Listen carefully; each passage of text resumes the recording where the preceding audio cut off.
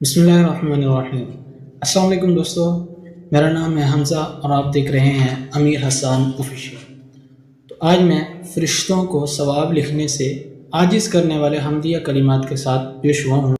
نبی کریم صلی اللہ علیہ وسلم نے فرمایا کہ ایک شخص نے مندرجہ ذیل حمدیہ کلمات کہے، فرشتے ان حمدیہ کلمات کے ثواب کا اندازہ نہ لگا سکے اور وہ ثواب لکھنے سے عاجز ہو گئے۔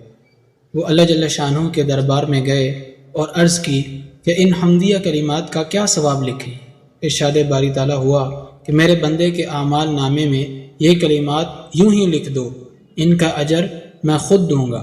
وہ کلمات یہ ہیں: یا رب لک الحمد کما ينبغي لجلال وجهك وعظیم سلطانک۔ ترجمہ: اے اللہ، تیری ایسی تعریف جیسی تیری شان و شوکت والی ذات اور تیری عظیم بادشاہت کے شایان شان ہو۔ اللہ تعالی ہم سب کو ان کلمات پر عمل کرنے کی توفیق عطا فرمائے۔